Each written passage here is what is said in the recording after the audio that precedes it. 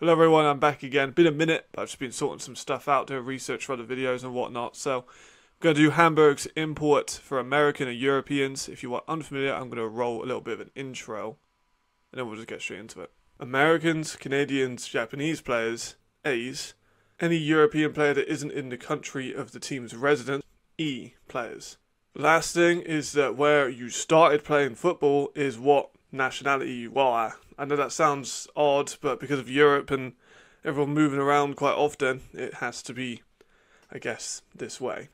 A good example of this is Madden Siestro. He plays receiver for Hamburg last season as a German homegrown player, moves to Madrid because of his Spanish citizenship, but he's still an E player because he started playing football in Germany. First of all, let me just run down what the criteria is for this one. We have All-Star. This is the players I'm going to consider to be elite position. Going to be up for All-Star votes in the end of the year. Starter, they start on most teams. Not every team, but they can start on most teams. Role player, they fulfill a role within that team's system or scheme.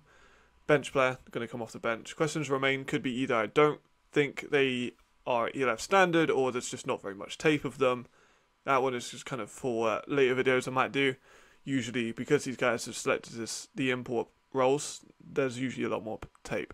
So we'll start with Jarvis McClam. Of course, he was at the Raiders Tyrrell last year, left halfway through the year, but when he was on the field, he was one of the best receivers in the league. He's quick, he's agile, his routes are sharp, give him the ball and he can take it 70 yards.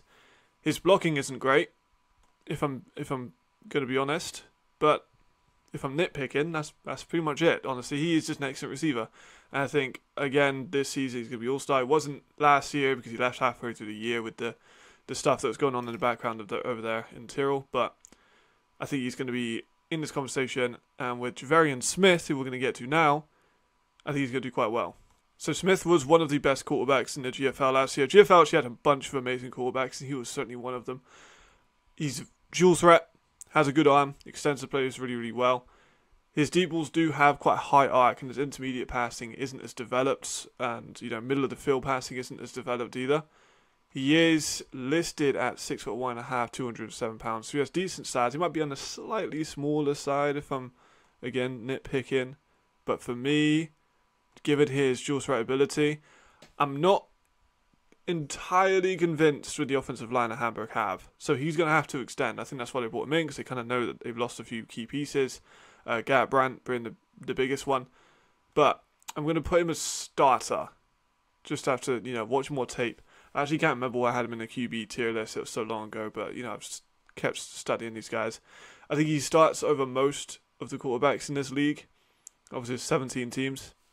And I think he's definitely in the kind of top 7, top 8 of the league. So for me, he would be a starter. But I wouldn't be surprised if he got into All-Star, but I think he's going to sit quite comfortably as starter.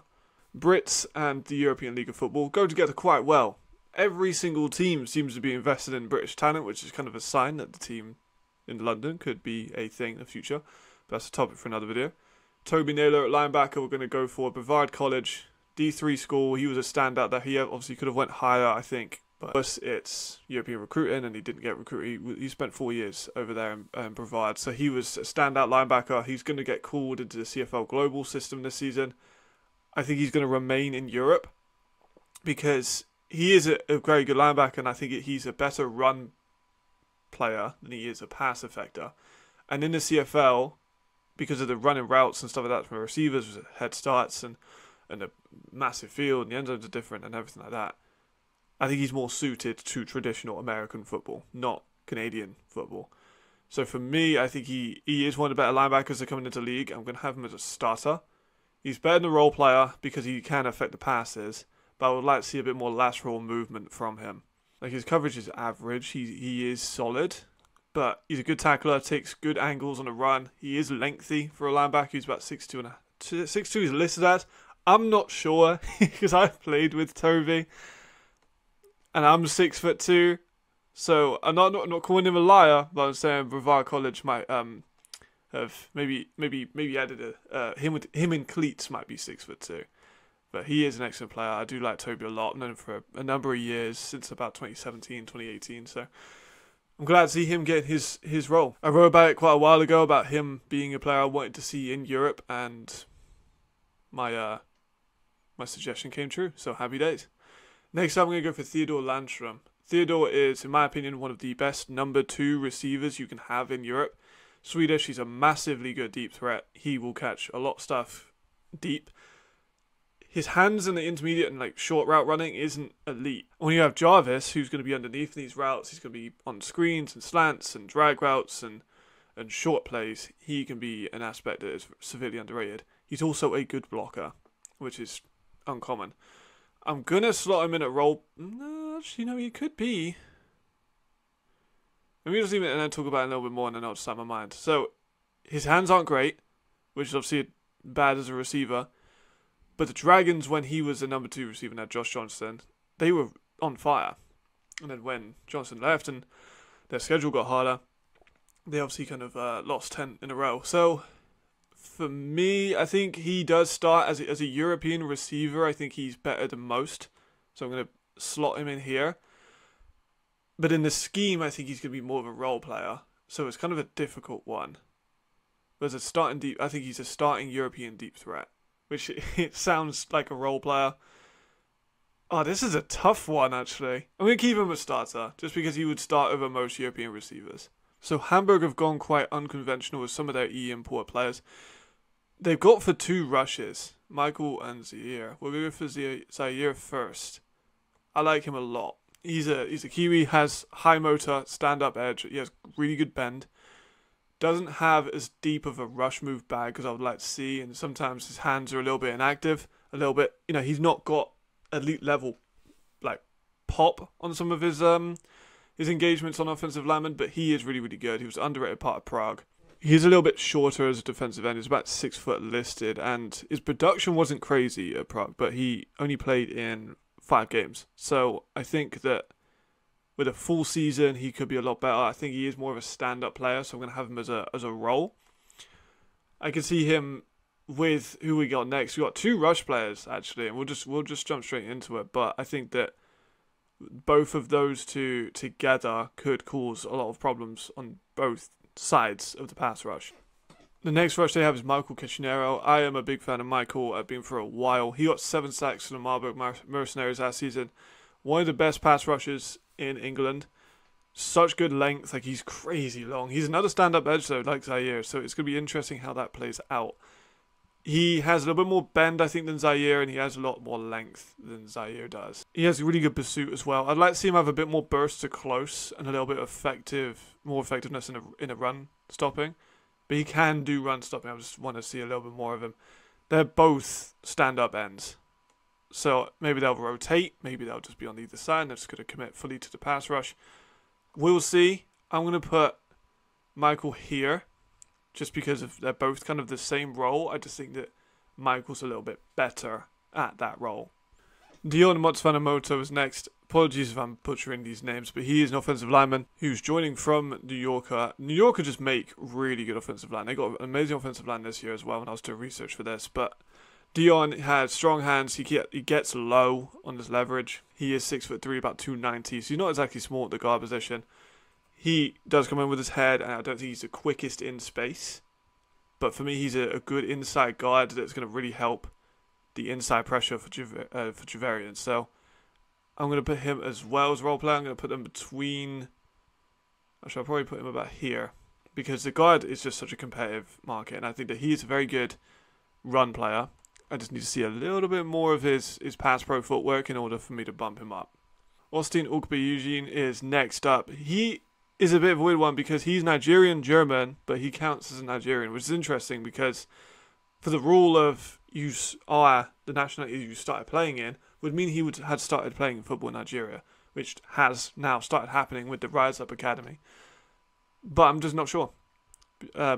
He counts as an E. He counted as an E last year for the Enthroners. I'm not sure about the Kings, but bit of a difficult case to kind of decide, but it has been confirmed by the Hamburg Sea Devils that he is an E player. As a guard, he can play outside the tackle, but he's much better as a guard. He does create holes in the run game. I think he is a run priority guard. He does not have great pass pro footwork, in my opinion. I think that he looks quite slow around the corners. So he's strong. He has strong hands, and trust me, he can open up these holes. But when it comes to his pass pro footwork, it needs a lot of work. So those two I will see as big guys in the guard positions that are going to open up holes in the run game, but not necessarily as guys that can protect the pass as well. The American DBs, obviously Frankfurt made famous by Jamal Clay for having 2, and it seems that Hamburg have taken their advice on board. Lee Pitts be the first one. Lee is an interesting case because he got 3 picks in 2 games, but those 2 games were against the Prague Lions and the Indroners. Very, very small sample size. He then got injured and was out for the year, but he does have an eye for the ball, good hand placement on coverage. His hips can be a little bit late on the run, from what I've seen, and of course he's coming off a season-ender injury. As an American DB, he probably starts. It's just a lot of questions about Lee. Just, is he fit? Is he healthy? Can he put those numbers up for a full season? If he does, he'll be an all-star conversation, but it's just a big if.